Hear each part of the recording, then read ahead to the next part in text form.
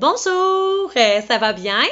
Aujourd'hui, dans le fond, moi, j'aimerais vous parler de combattre et vaincre ses peurs. Fait qu'on va rentrer beaucoup dans le sujet des angoisses aujourd'hui.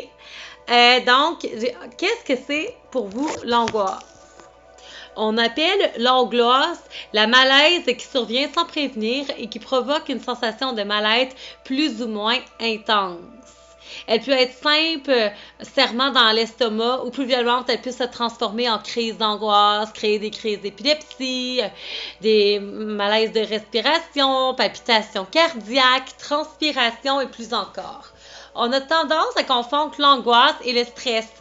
Le stress, qui sont pourtant très différents, est dû à une cause particulière, extérieure au sujet, tandis que l'angoisse survient d'une crise apparente, mais le sujet a peur pour sa propre survie. Savez-vous d'où vient l'angoisse? L'angoisse, on peut trouver sa source dans plusieurs causes. Des événements familiaux, des événements traumatisants, une rencontre, une culpabilité exaspérée ou par contagion lorsqu'on est entouré de personnes qui sont toujours angoissées. Comment qu'on fait pour reconnaître l'angoisse, gang? Savez-vous? Si elle est comprise et analysée, l'angoisse peut être un bon moyen d'avancer. L'angoisse entraîne des complexes, comme par exemple, je me trouve pas assez jolie, je ne supporte pas qu'on me prenne en photo, je ne supporte pas d'être dans une foule, je ne supporte pas, peu importe. Écoutez, on pourrait en dire plein, OK? Et ça peut même faire aussi des psychorigidité, elle peut empêcher complètement une personne d'avancer et parfois pousser à l'extrême des phobies, comme par exemple quelqu'un qui a peur du noir, quelqu'un qui a une phobie d'être noyé dans une voiture, enfermé, sur les claustrophobes, beaucoup, ça en est une, ça. OK? Les EPF peuvent être de l'insomnie, l'anorexie, la paralysie, de la mise en acte. L'angoisse peut empêcher d'agir dans certains cas. Comment qu'on fait pour gérer son angoisse? Si elle est comprise et analysée, l'angoisse peut être un bon moyen d'avancer. L'angoisse est une expérience fondamentale. Elle lui permet à chaque personne d'appréhender le sens de son existence face à la mort. Elle peut devenir un véritable moteur et lorsqu'elle est surmontée, elle a un bienfait qui permet le dépassement personnel. Exemple, quelqu'un qui surmonte sa peur des hauteurs peut aller décider, pas, moi je saute ma peur, je m'en vais sauter en parachute ou en bungee, tu sais. Quelqu'un a peur d'être enfermé, tu sais, il va s'organiser pour se mettre en état de pouvoir le faire. Les serpents, on pourrait en dire tout plein, là, OK? Excusez-moi, vous allez voir que je suis beaucoup en avant de moi, c'est parce que j'ai pris des notes sur mon ordinateur pour rien oublier. Prendre conscience de son angoisse. Quand on veut prendre conscience de notre angoisse, il s'agit de faire connaissance avec notre peur. Il est sûrement déjà arrivé de se sentir mal, d'avoir des pensées glauques, sans pouvoir savoir même pourquoi. Il faut comprendre les signaux du corps, y être très attentif. Reconnaître l'angoisse étant que bien primordial pour chaque personne. La différencier du stress, savoir que telle ou telle chose a déclenché ce sentiment en nous est la première chose à faire.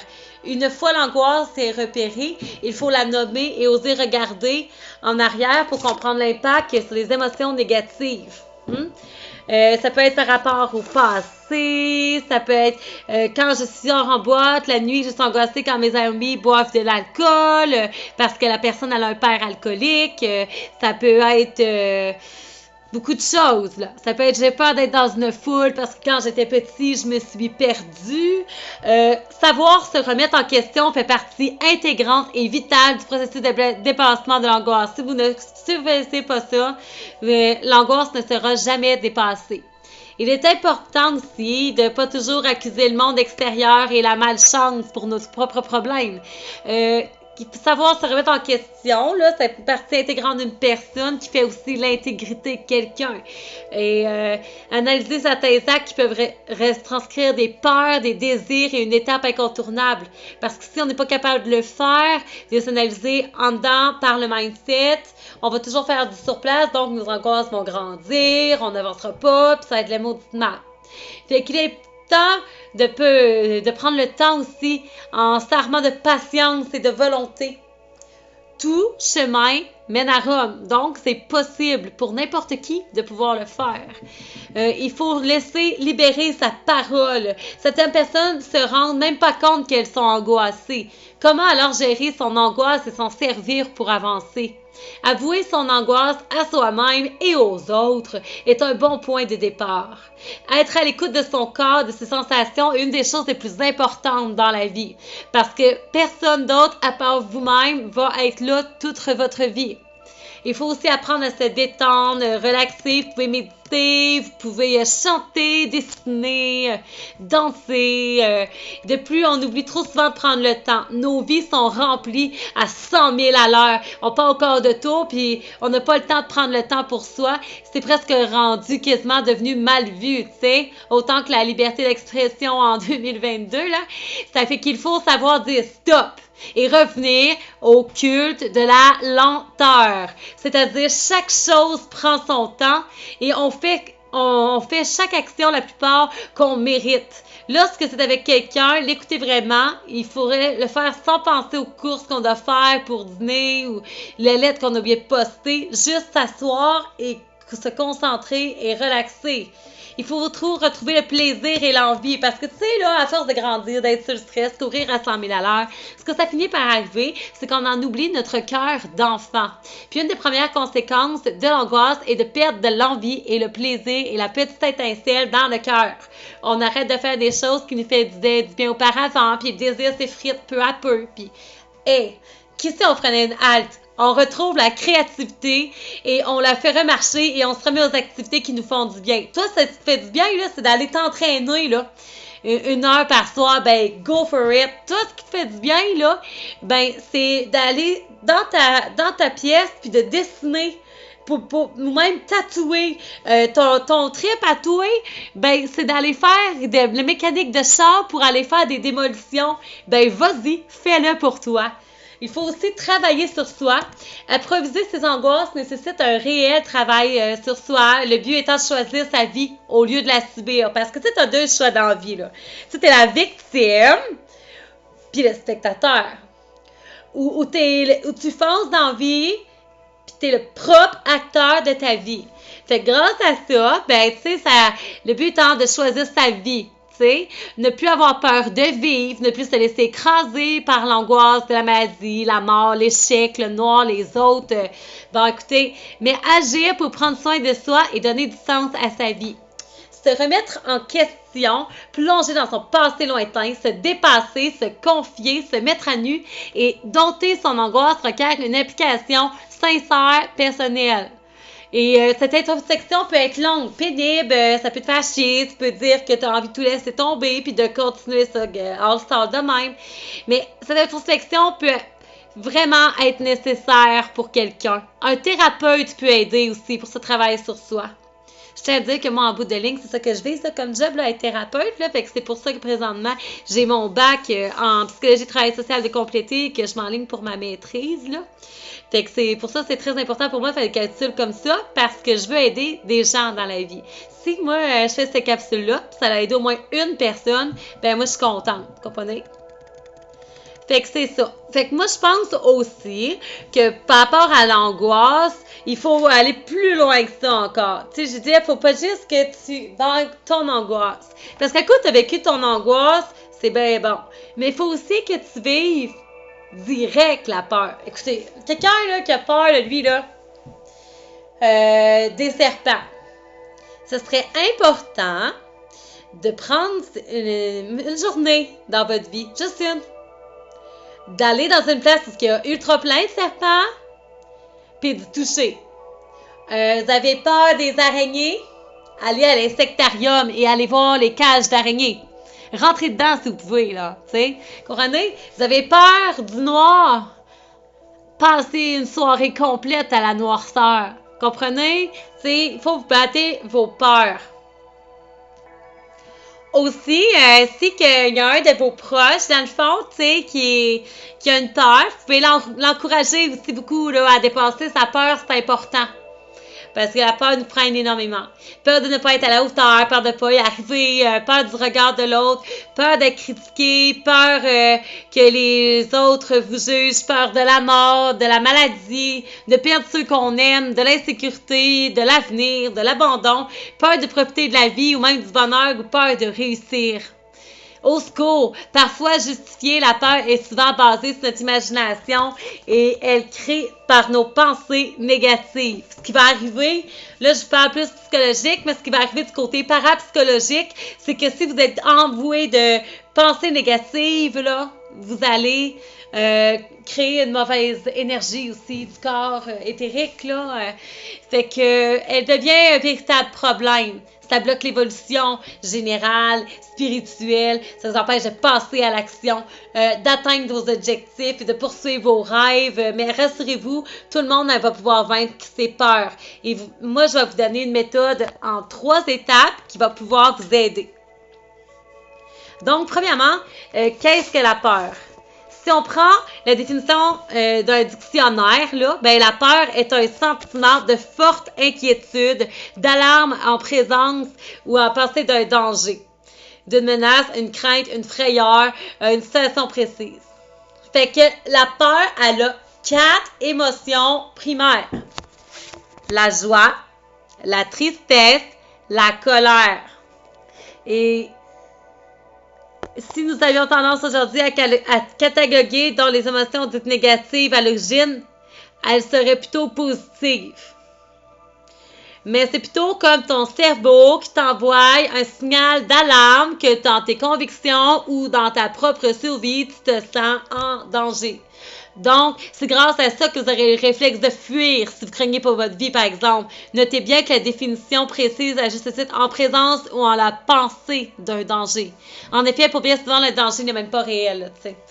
Fait que si aujourd'hui, vous n'avez pas la vie que vous désirez, c'est ce qu'il y a une peur qui vous empêche de passer à l'action. Ça, cette pensée-là, elle est magnifique. Elle est de Anthony Robbins et je tiens à dire que c'était une très, très bonne pensée. Il faut toujours dans la vie être optimiste. Pourquoi avons-nous peur? Il est pas de distinguer une réelle menace et un danger imaginaire. Dans notre société moderne, la peur est souvent créée par toutes pièces par nos angoisses négatives. Ce sont elles qui nous font imaginer le pire, entre l'hésitation, le stress, l'anxiété, une boule au ventre, la panique, une crise d'angoisse, une crise d'épilepsie. Ces pensées parasitent et détruisent votre estime de vous. Des fois, c'est parce que c'est des croyances familiales. Des fois, c'est juste par peur, hésitation, l'appréhension. Et ça peut vous paralyser complètement, là, gang. Là. C'est pas très bon. Fait que l'étape 2, j'aimerais ça que vous identifiez vos peurs. Fait que voici les exercices simples qui devraient générer quelques prises de conscience. Fait que quelles sont vos plus grandes peurs? Fait que je vous propose 2 possibilités. Fait que vous pouvez noter 5 de vos plus grandes peurs qui vous concernent directement, pas vos proches, là, vous. Puis vous demandez si elles sont vraiment réalistes et fondées. C'est l'un des exercices que Laurie O'Dilbert a fait dans son atelier créé et a amélioré sa vie avec la loi de l'attraction. C'est une très belle chose aussi. Vous pouvez également lister dans une colonne tous vos peurs, vos idées les plus noires sur un sujet, genre ça, travail, famille, amour, relation, peu importe le sujet, mais juste un à la fois, ok? Et dans votre deuxième, tous vos rêves. Cet exercice est issu du livre Les défis des 100 jours de Lilou Massé. Cette méthode permet de mettre en parallèle vos peurs et vos fausses croyances avec vos objectifs. Fait que toutes les fausses croyances, qu'est-ce que vous faites avec ça? Poubelle. Tu prends ta fausse croyance, tu fais « Ah ouais, je me suis niqué ». Tu mets ça dans une boule, dans un petit tiroir, ce qu'on a jeté. OK? Quelle peur bloque vos projets à cette heure? Je m'excuse par avance de ne pas mentionner la source, mais je n'ai pas noté l'adresse du site. J'ai trouvé cet exercice au hasard de mes recherches sur Internet alors que j'avais du mal à démarrer un projet qui pourtant me tenait à cœur.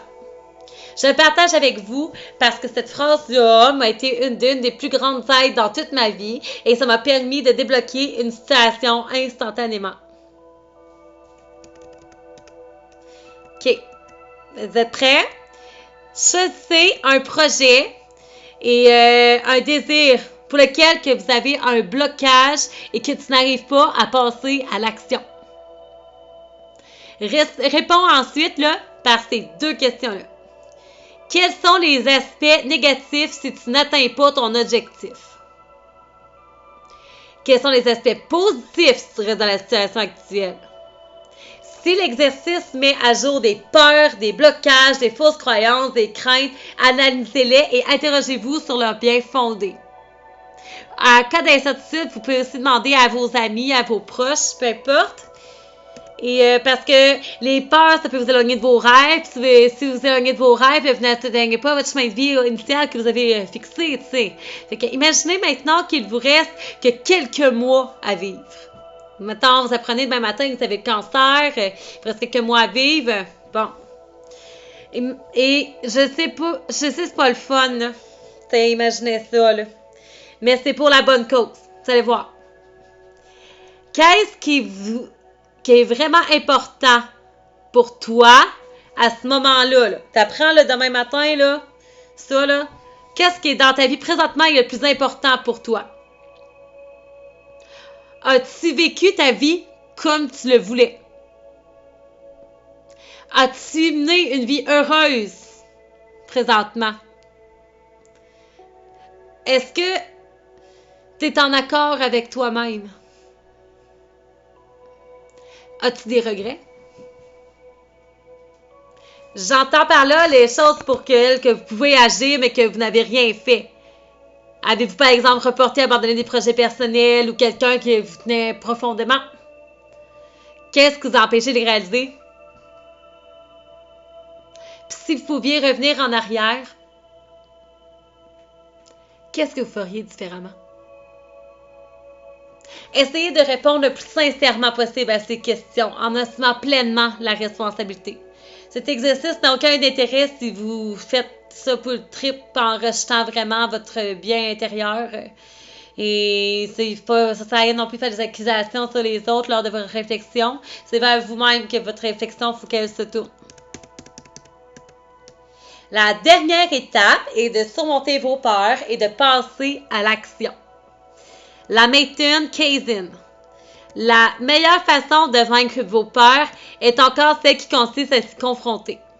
Il est temps maintenant pour vous de prendre votre courage à deux mains et d'accepter de quitter votre zone de confort pour vous donner un moyen d'accéder à tous vos buts et vos rêves. Pour cela, nul besoin d'opérer un petit changement radical d'attitude. Tu veux plutôt la méthode de Kaizen, méthode des petits pas. Dans ces petits challenges et réaliser des petites actions pour avancer doucement mais sûrement, sans but, sans vous décourager. N'hésitez pas à réécouter mon vidéo aussi que vous pouvez voir maintenant. On a aussi une petite pensée de Confucius qui dit « Le but n'est pas tout.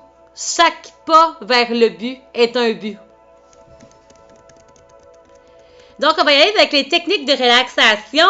Écoutez, vous pouvez faire plusieurs relaxations différentes quand vous avez peur. Vous pouvez faire la respiration, ce qui consiste en faire 3 grandes respirations.